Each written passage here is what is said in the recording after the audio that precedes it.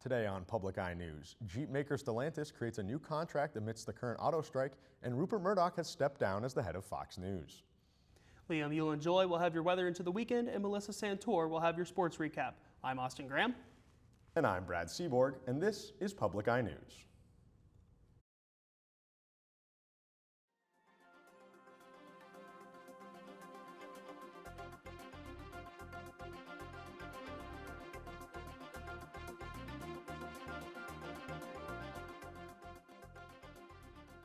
After the UAW strikes have continued for almost a full week now, Jeep manufacturer Stellantis has proposed a new contract deal with the union.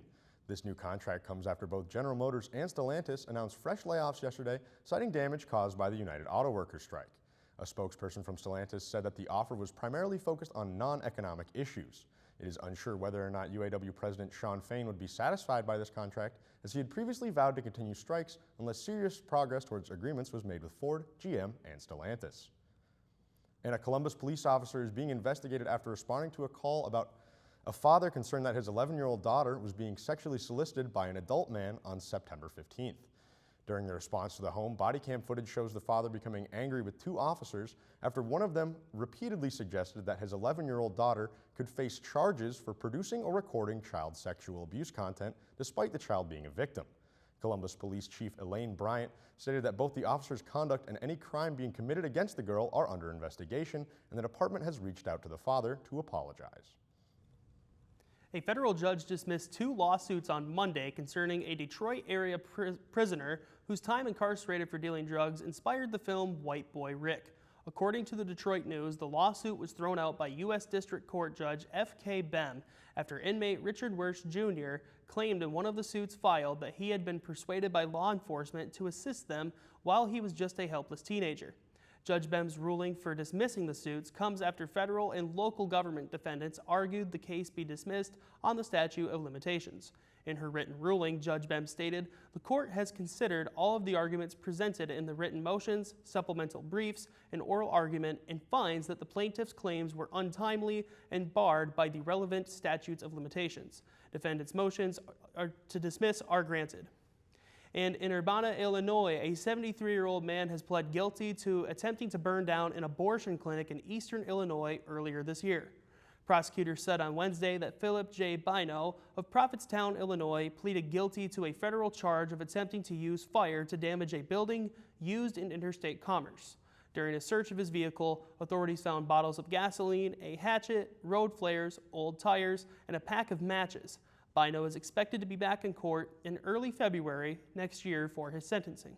He faces anywhere between 5 to 20 years in prison, a $250,000 fine, 3 years of supervised release, and restitution for the damage caused to the building. Over in Minneapolis, Minnesota, app developers have found a new way to combat the wasted food epidemic. Barrett Leon has more. Pretty pastries aren't the only draw at the Buttered Tin. Incredibly busy, especially on the weekends. We have a line out the door, and we do really well. But like most businesses, unfortunately, I haven't been so sharp with my psychic abilities, so there is times when we have some leftover goodies. It can have its slow days. Always comes to a point where you have to throw stuff away, and it hurts. A sadly unavoidable and unpredictable loss. Until now. We're saving almost 3 meals per second. Thanks to a new to the Twin Cities app called Too Good to Go. It connects consumers with not perfect, but perfectly good food that might end up in the trash otherwise. When you get home, you don't know what's in there, but this lucky person is going to get 2 delicious cupcakes. We got a cookies and cream and a Sweet Jane cupcake. In Minneapolis, you'll find more than 50 vendors ready to offer surprise bags of unsold goodies for a third of its retail value. Wednesday's special at the Buttered Tin included 2 cupcakes, a cinnamon roll, and a coffee cake for $6. They get snatched up real quick. It's high demand. A high demand. It's a saver.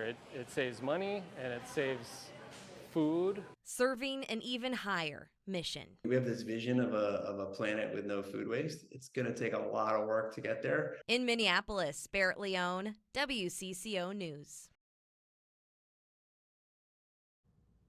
Don't touch that dial. We'll be back with your national news and weather after this break. world, but there's one place I keep coming back to. On this awesome episode of UTR, we're back in the UP city of Sault Ste. Marie to hike the wondrous winter woods, kayak the summer Soo Locks, and feast on fantastic fish at a Lock View restaurant. Literally. We'll even take you to the amazing Great Lakes Shipwreck Museum. This isn't under the radar. You just gotta see.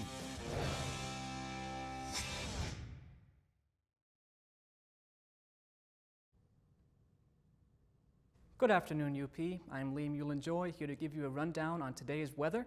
Let's start by taking a look at the roof camera.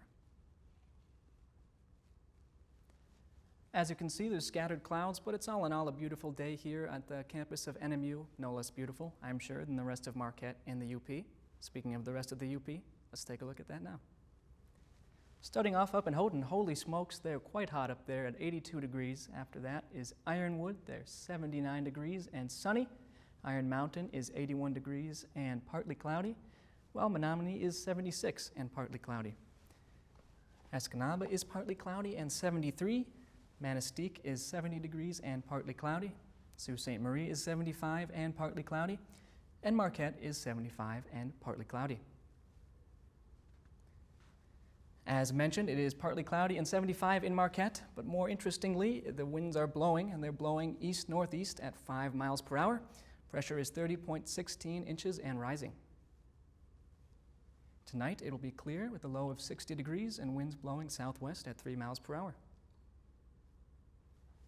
Tomorrow will be mostly sunny with a high of 71, a low of 58, and winds blowing northeast at 7 miles per hour.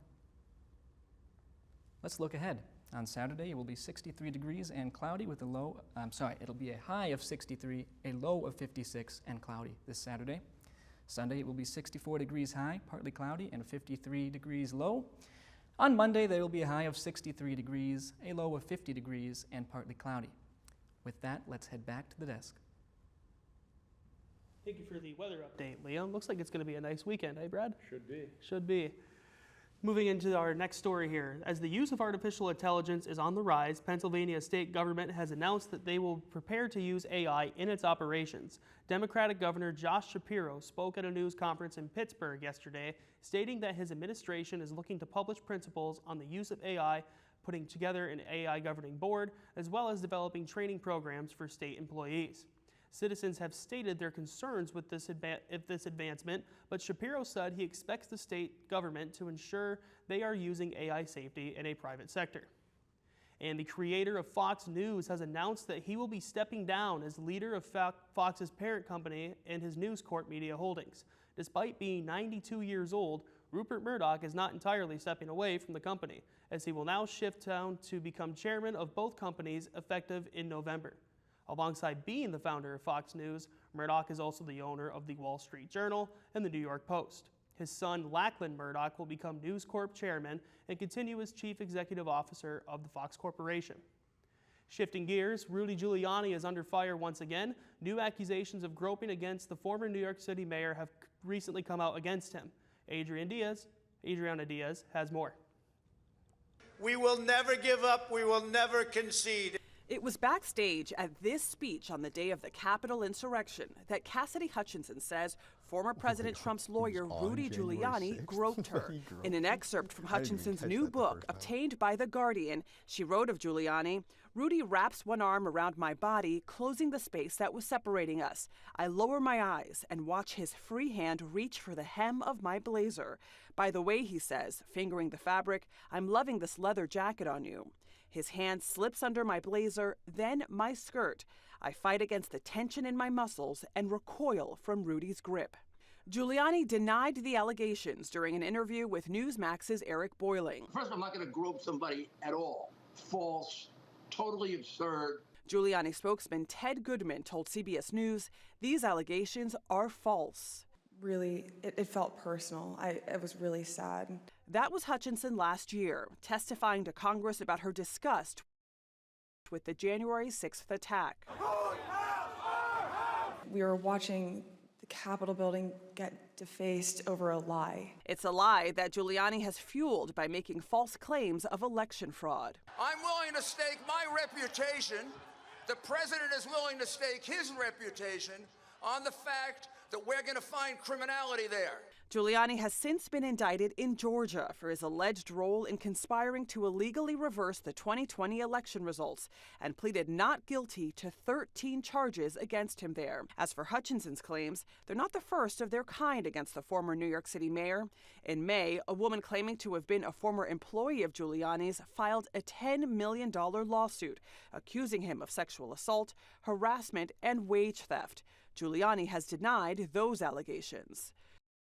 Giuliani's spokesperson also questioned why Hutchinson is just now coming out with these allegations more than 2 years later. He suggested her claims were, quote, part of a marketing campaign for her upcoming book release. Adriana Diaz, CBS News, New York. After this break, Melissa will have your sports recap. We'll be back after this. From ladybird deeds to traffic violations, the law can be confusing. WNMU TV is here to help. Local lawyers. That's not even admissible in court. Answering your questions. Caller from Houghton's asking, this caller from Escanaba says, caller from Negaunee asked. So that's a super complicated question, and here's why. If you say no and you continue to stick to your no, that gives your lawyer something to work with. Ask the Lawyers, Thursday at 8 p.m. Welcome back to Public Eye News. I'm Melissa Santour, diving into your sports. First off, the NMU women's golf team is headed downstate for back-to-back tournaments to start off the 2023-24 season. First, the girls will head to GVSU for the Gilda's Club Laker Fall Invitational, playing 36 holes this Saturday. Immediately after, the Cats will make their way up to Big Rapids for the Lady Bulldog Invitational at Ferris State, continuing to play until Monday.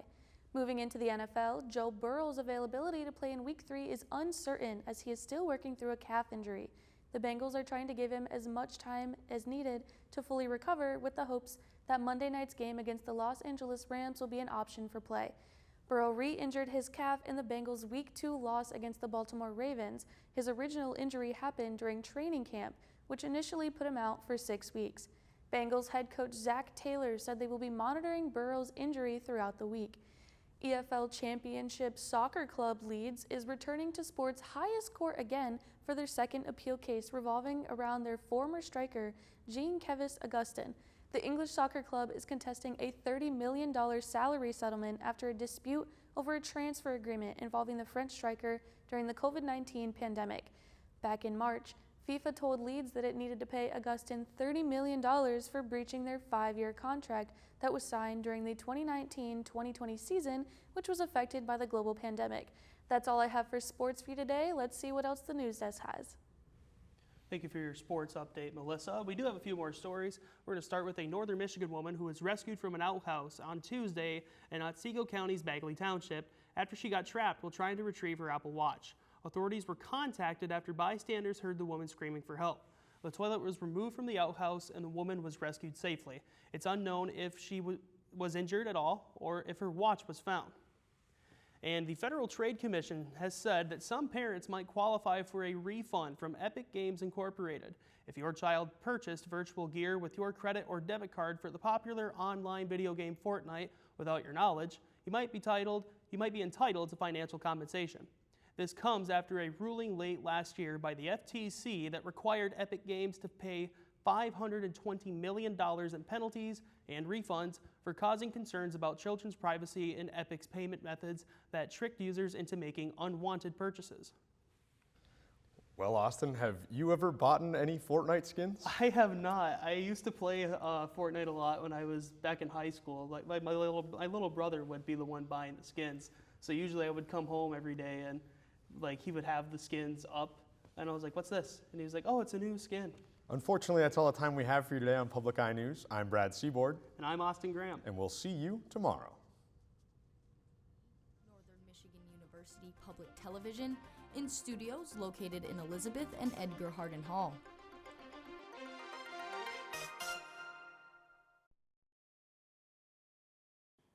Thanks for watching Public Eye News. You can subscribe to our YouTube, tune in to WNMU Channel 13 every weekday at 4, or follow our Instagram at NMU Penn to never miss a story.